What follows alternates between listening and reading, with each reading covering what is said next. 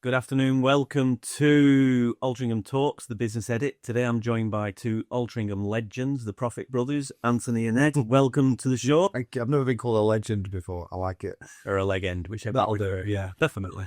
Before we get started, let's just talk about you two and how you got started yourselves, the journey that you've been on to get you to where you are now. So what led you from how you got started to Brit Fest? Wow, that's a big opening question. Well, we were born just down the road in Sale.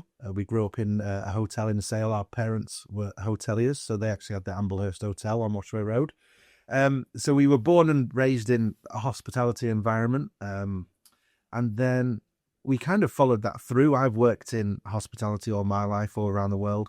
Anthony, more in a corporate world, but still travelled around the world, was based in Dubai, out in the Middle East for many years. But we've always done live entertainment shows. Anthony was putting on a lot of shows in Dubai. He was based over at the Altrincham, which did huge outdoor events, and Lionel Richie, Elton John, that kind of thing. And then I kind of stayed around Altrincham, really, performed at the Garrick for quite a few years.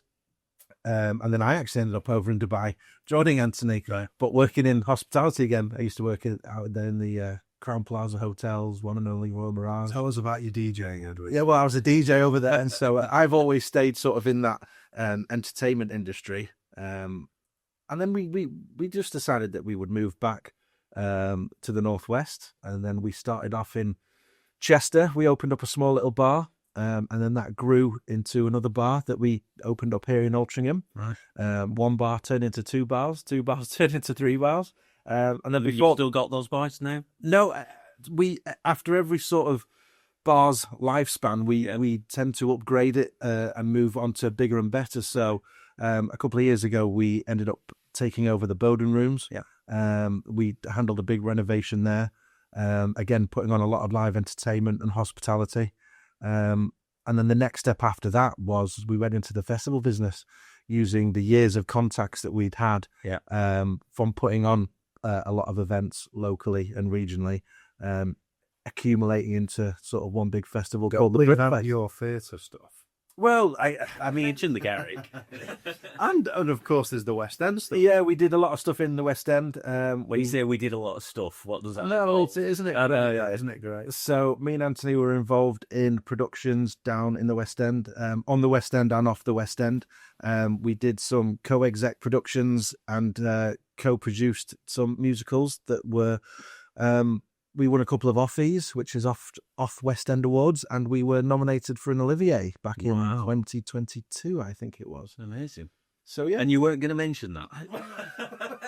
well, it's That's a big deal. yeah. I think because I think we've done a lot, so it all kind of blends into one. Really, it's amazing, and our sort of focus at the minute is so much on the festival that although everything that we've done has led us to the festival, we don't kind of concentrate on what we have done because we've Yeah. got such a path of where we need to go. Yeah, exactly. And that's a sort of sign of entrepreneurship, isn't it? What's next? What's next? What's next? Let's keep on growing. Let's keep on moving forwards. Yeah, absolutely. I mean, the festival, the Brit Fest that's happening down the road is on in about 16 weeks. Yeah.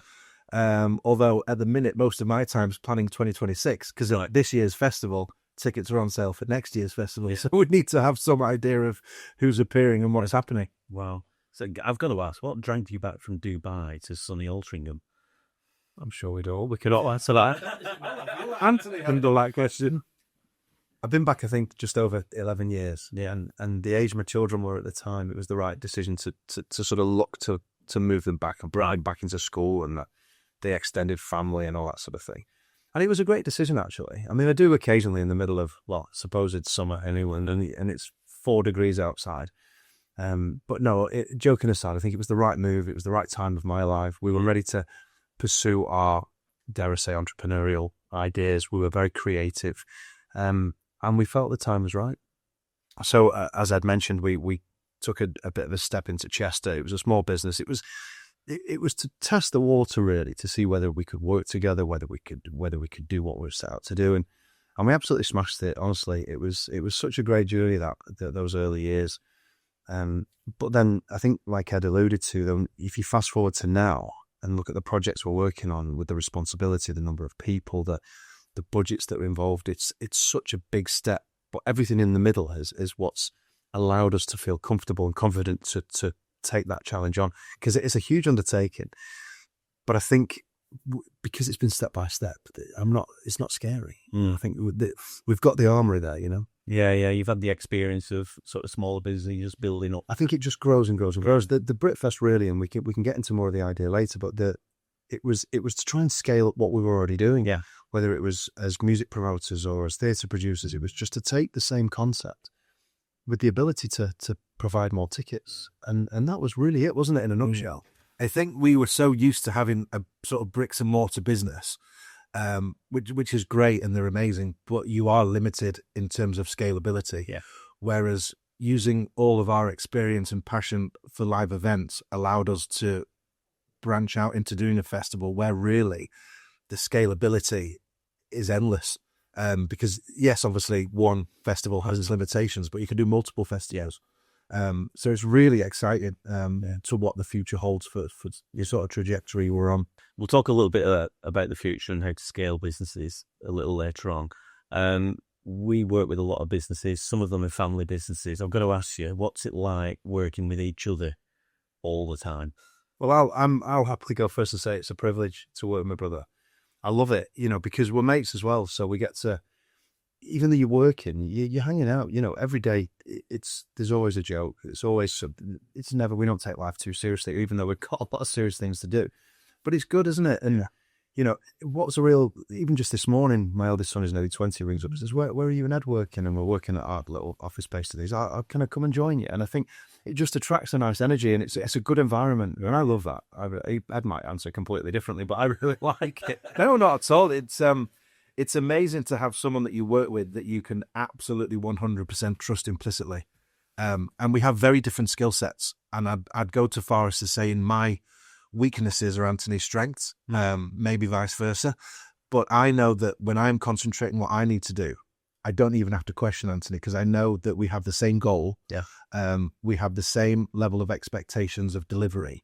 And when we both come together and meet in the middle, we both know that we've done the best of our jobs.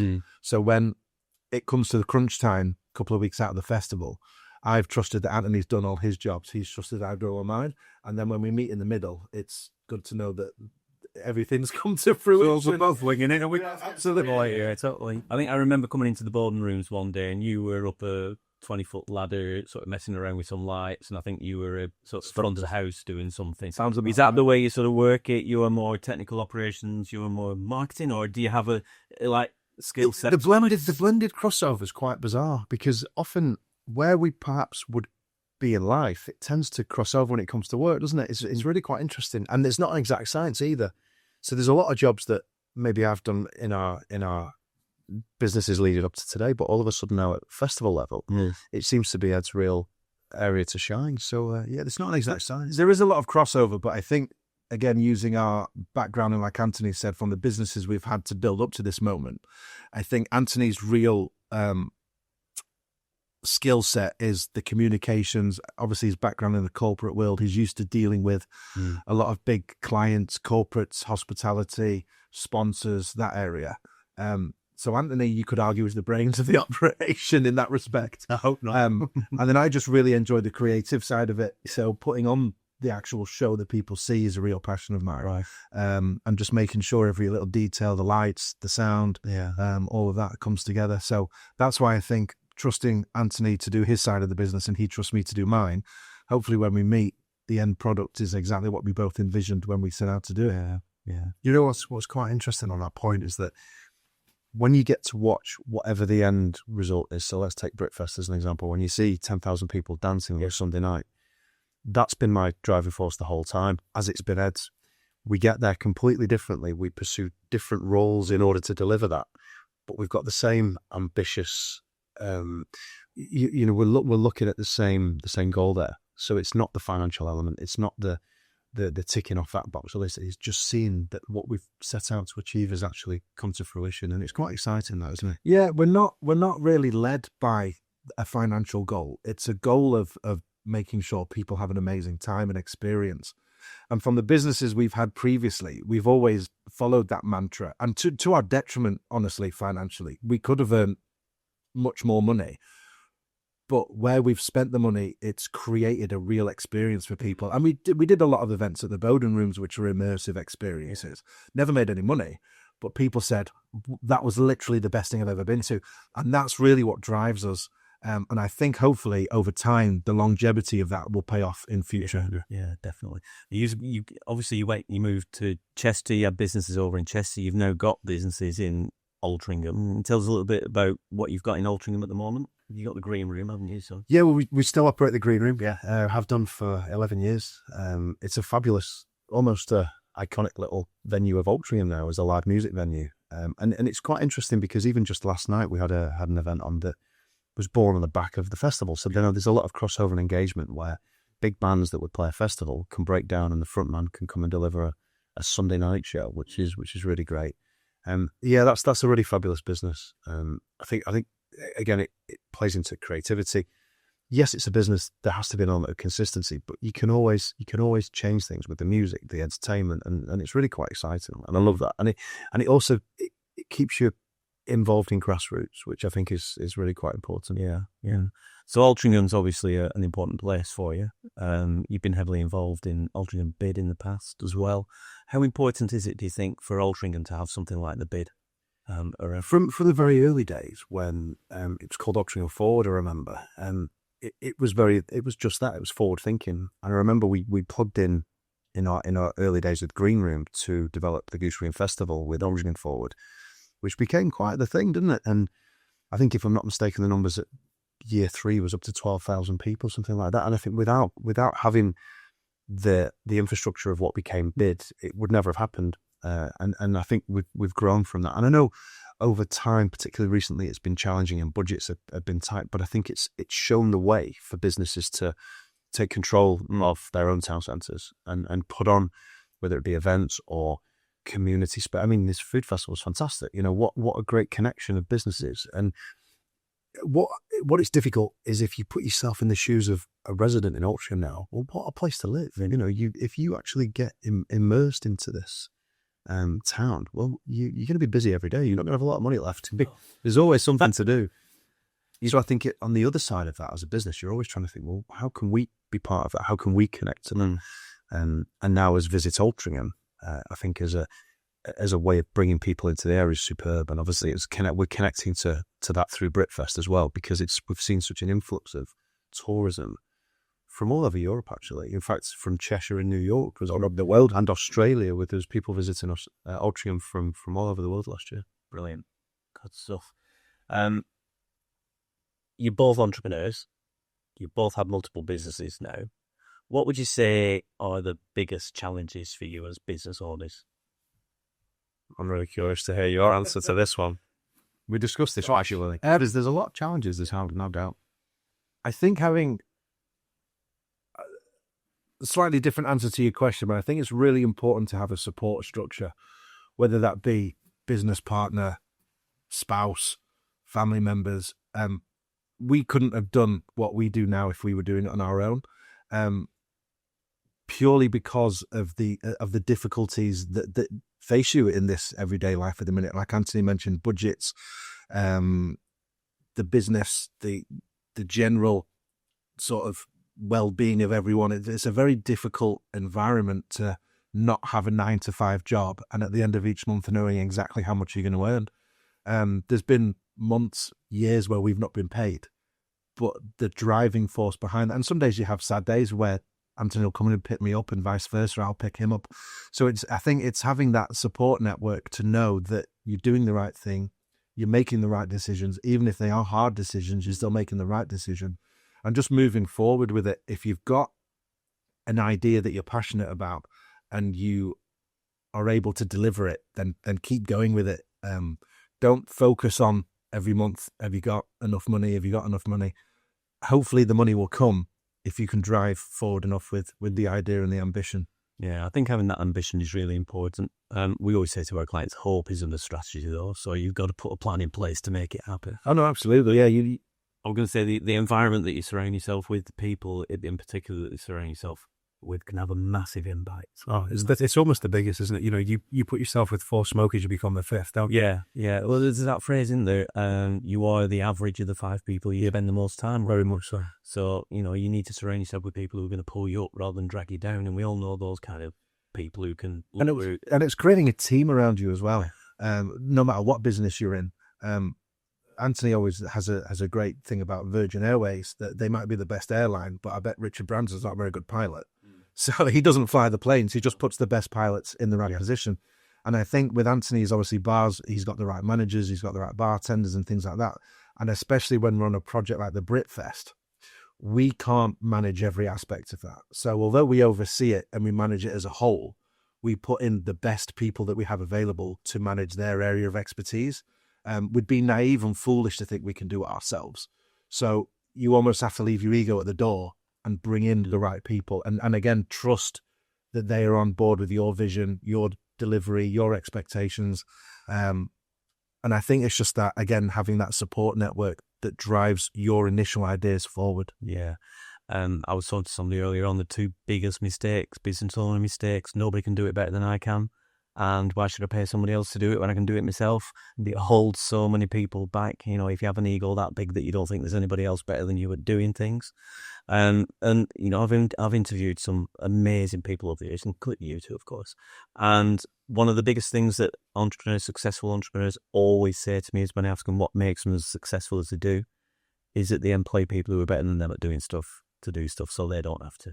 So it's a really important point, and I love being wrong because it means someone's got a better idea than me. Yeah. And I often say that, don't I? If I come and say, I've thought of this, and it's not a good idea, what about this? I think, yeah, brilliant. Because I think you're allowing other people's minds to just improve your situation or business. Mm. What do you two do when you fall out, by the way? Or not fall out, but disagree about something? But there's no ego. So just roll with it, because whoever comes up with the route we decide to take is obviously the right route to take. And there's no ego there, so it doesn't really matter. Yeah, we are both incredibly passionate about what we do. And it's irrelevant, really, that we've been in business now for, I think, over 10 years. And no matter what business we're in, because we're both passionate about it, there's going to be heated arguments and exchanges and clash of ideas, clash of personalities. But again, if you both have the same goal, like Anthony says, if someone's got a better idea, you might think your idea is great, but if it gets tweaked and ultimately the delivery of it is what you had in your brain, then if you take 2 separate roads to get there, at least you got there. Yeah. It's not always about the destination. It's just, the journey is just as important. But again, having that network surrounding you to get to that destination is really important. Yeah. I think one of the keys is also, it doesn't matter if you take a wrong turn. If you make a decision that turns out to be the wrong decision, the only wrong decision ultimately is one you don't take, and you procrastinate for too long. So if you make a wrong decision, you can change it, can't you? But then at the time, it probably wasn't the wrong decision, because that allows you to change trajectory to get on the right path. You actually said something this morning about one of your sons that you were going to present him with, and I think that's the phrase for this moment, isn't it? That whether you think you can or you can't, you're right. Yeah, there you go. Absolutely. Yeah, I say that to my kids a lot, because you can sit and procrastinate over everything. I mean, if I sat here with you now and presented you these wonderful figures to set up a festival, you'd leave here and say, those 2 brothers, they're absolutely nuts. Yeah, absolutely. So you've got to have something that's more than just a piece of paper. And it's not just hope, it's that self-belief, it's the willingness to just keep going. And I think to just go back to your question then, and what are the challenges? Well, I'd say it's harder now than ever before to establish a new business. But you can't give up at that. That doesn't mean that we shouldn't be doing it. In fact, it's more of a reason to mean we should be doing it. Yeah. But it's going to be hard. If people set out in business to make money, it's probably the biggest hurdle they're going to have, because if that's your goal and that's your sole purpose, then there's plenty of other things you can do. If you have a vision that is creative, that you can see the people enjoying themselves or whatever that might be, the money will come. That just follows. Yeah. But you'll start to achieve what the real good stuff. You'll start to feel really good about it, and then that drives you on further and further and further. Yeah, and business is meant to give you more life, isn't it? It's about achieving your dreams and your goals, and a lot of people go into it and all they're thinking about is it's about money. Yeah, and I think you're exactly right. If you've got the right mindset, if there's something that you're passionate about, then it becomes much easier to cross all the hurdles. Just when people aren't passionate about something, that as soon as you hit a hurdle, as soon as you hit one of those blocks, you give up. We talk to our business owners a lot about mindset, and mindset's the most powerful force in the world. It can hold you back from doing even the simplest of things, or drive you forward to doing what you thought almost impossible. Yeah. So really important. Really important. And goals and dreams change as well. Yeah. And don't be afraid to adopt that. What we first set out, our very first vision of the Brit Fest, is absolutely not what we're delivering this year. If we had just focused solely on that first initial plan, we probably would have failed. Yeah. And we would never have opened ourselves up to other people's ideas, other people's visions, other people's expertise, which allowed us to ultimately change our direction to go where we are now. So don't be afraid to change and listen as well. Yeah. Because although we started out new to the festival business, yes, we had a lot of background that led us there. Yeah. We were novices in terms of delivering a festival. So we had to open ourselves up and listen to people. And some of those people were wrong. Some of those people were right. So then when you do it a second time, a third time, a fourth time, you do bring these people on board who you can align with and work with, because you share the same passion for ultimately what the end goal is. Yeah. Well, look, we've talked a little bit about Brit Fest already. For those who don't know about Brit Fest, tell us a little bit about what it's all about. Well, Brit Fest, and I'm going to speak to the people of Altrincham here. This is your festival. This is a massive music festival over 4 days. I'll explain what I mean by 4 days in a minute. Happening at Ashley Hall, arguably on the border, but it's still in Altrincham. It's in Halo. You can walk there. It's literally on the doorstep. We've got 3 nights of the festival, and we've bolted on a Thursday. So this July, coming to a town, or your town. Here we go. This is I'll do this for a memory. Right, we have UB40 with Ali Campbell, we have 10cc, we have Midure, we have Razorlight, we have Tom Bailey's Thompson Twins, we have Sanita, we have Chesney Hawks, we've got Top Loader. Come on, Ed, help me out here, crew. We've got Cutting Crew. Keep going. Tony Christie, yeah. Go West, Doctor and the Medics, Roachford, Republica, the Boo Radleys. This is impressive. Black Lace, Incognito. And if that's not got you, I don't know what it is. There you go. I think we might have just ticked off all the 3 days, and then we bolted on a Thursday night, which is headlined by Squeeze, supported by Badly Drawn Boy and China Crisis. Yeah. Now that's a pretty good weekend of music. Stunning. Sorry if it's swearing. So that's happening at Ashley Hall over the 3rd, 4th, 5th and 6th of July. Tickets available now at thebritfest.co.uk. If I could just add, what's quite interesting is when we launched this last year, because no one had ever seen anything quite like it. I mean, it was headlined by Bonnie Tyler last year. A lot of people thought it was a tributes festival. This is not a tributes festival. These are the original artists. All the best of British bands. Absolutely, yeah. Coming to Altrincham. Yeah. It's amazing. So how many people have you got working on that event then, all told, do you think? Well, at the minute, you're looking at them, but that's not quite true. We've got a really good team of freelancers that work all throughout the year, and then we start coming together about 6 to 8 weeks out, where we start to pull ideas. We have small breakout meetings, and then by the time we get on site, I think last year there was just under 600 staff on the project.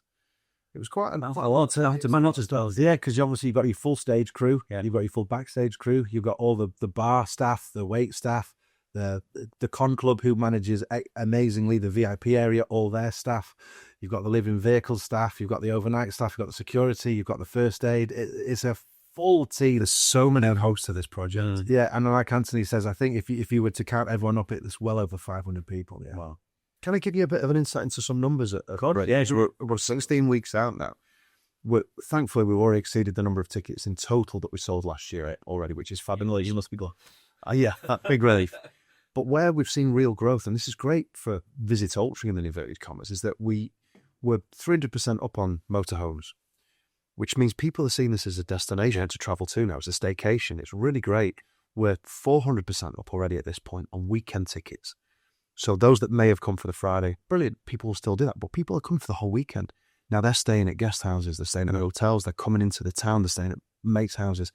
It's such a great thing for the area.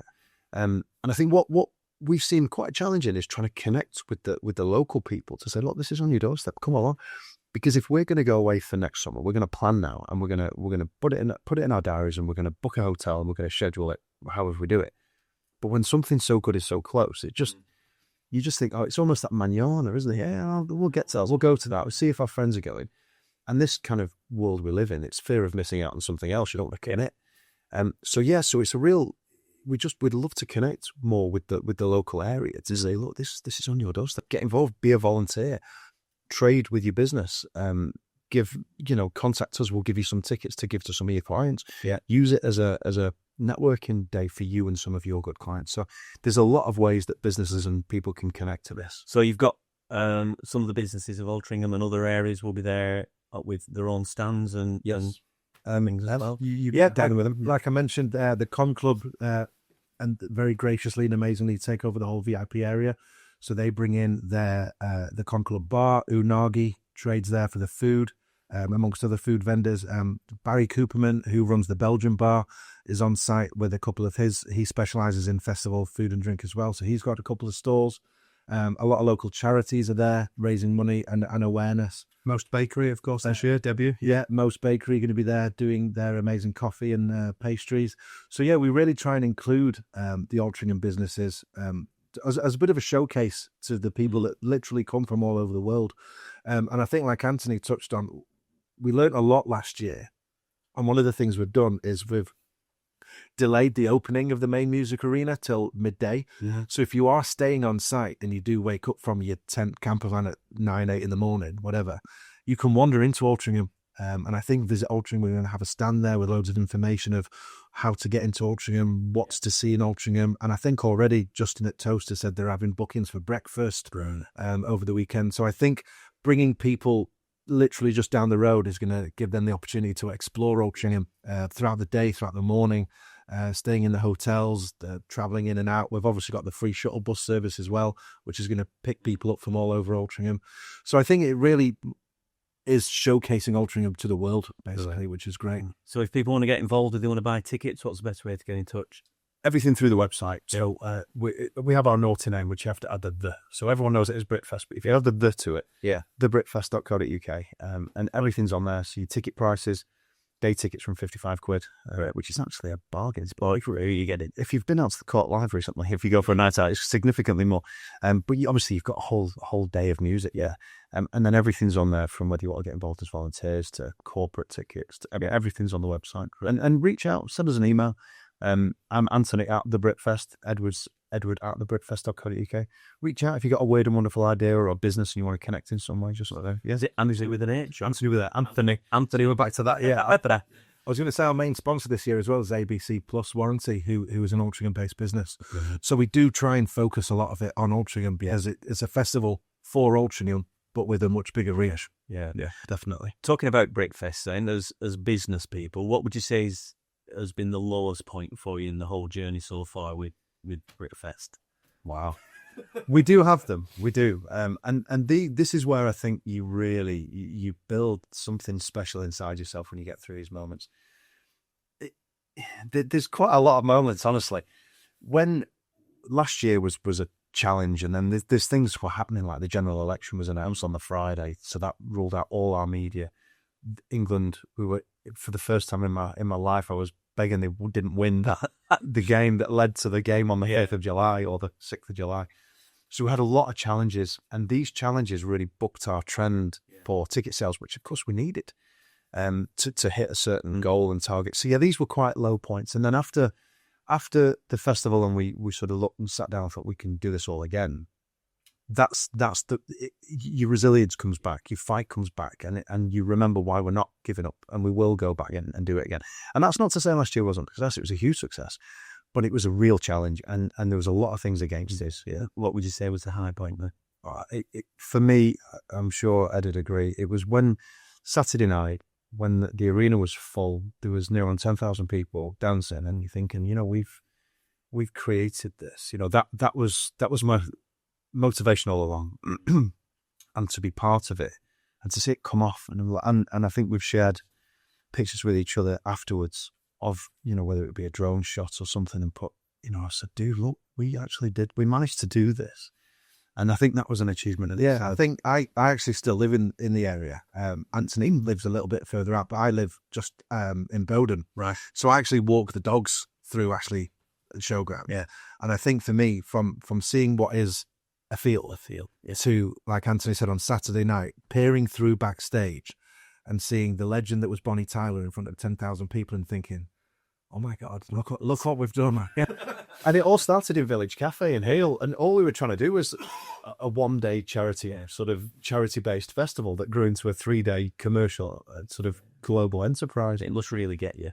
Sort of, Yeah. when you look out and see that, I mean, that's why we do stuff. It's emotion, isn't it? You know, it's a vision, it's a dream. There was a lot of tears that weekend, and I don't know whether it was relief or fatigue or whatever it might have been, but it was such an emotional weekend, not just for Ed and I or our families, but for everyone on the project, because people knew that, you know, there was no lottery winners involved in it. Well, ironically, the lottery winners played on the Friday night, but you know, this was a project of real love and passion that grew, and we didn't know how we were going to get this sort of budgets. There was so many steps and increments along the way that, and the energy that was given to it to deliver that. When we walked, or for me personally, one of my festival jobs was the bus control or whatever. So I was managing the bus queue after the festival.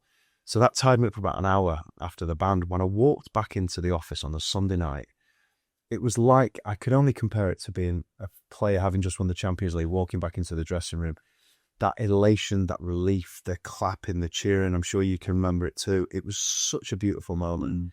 And it was worth it for that moment alone. And I'll treasure that forever. I really will. And to do it, you know, we're lucky that our families are involved in it. My children were there. You know, I remember my eldest son, George, he said, I've got a chap here. He says he's performing. And I turned around and he stood with Paul Young. And how would he know who he is? But they were involved at every level, and it was so beautiful. So I think to answer your question, I can't remember what the question was, but there was so many high points, some very challenging low points, but there's so many things stand out, and to the point we just want to do it all over again. Good. Well, look, we're almost out of time. Would you believe it's been half an hour already? 2 more questions, quick fire questions. If you had one piece of advice for your younger self, you know, when you were just setting out in business, what would it be? Make more mistakes. Don't be afraid of making mistakes, because you can only learn from them. I think I'm at a bit of a different journey to Anthony, because Anthony's actually older than me. And Anthony had... Does your light reminding you? It does. And Anthony had children earlier than me. So I'm just approaching 40 now, and I've just had my first son.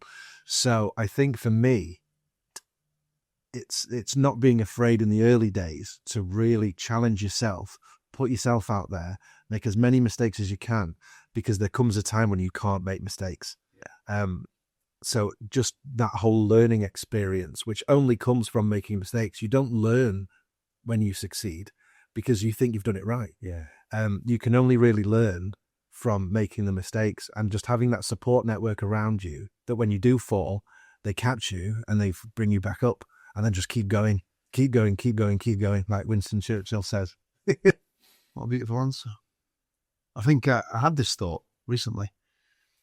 Maybe it's not quite as detailed, but my answer was, or to my younger self, would just be to, don't worry, it'll be all right. What a great place. He's cooler than me. It's a big profound idea. Yeah, so they'll be your brother. It'll be brilliant. Thank you very much, guys. Thank you very much. I've really enjoyed today. I was there last year. I'm certainly going to be at the Brit Fest this year. Oh, not in Yeah, can't wait to see you guys there and all the brilliant bands that we're going to have on again. Thank you very much to Fusion Studios for hosting us as per normal. Thank you. And this has been Altrincham Talks Business Edit. We'll see you next time.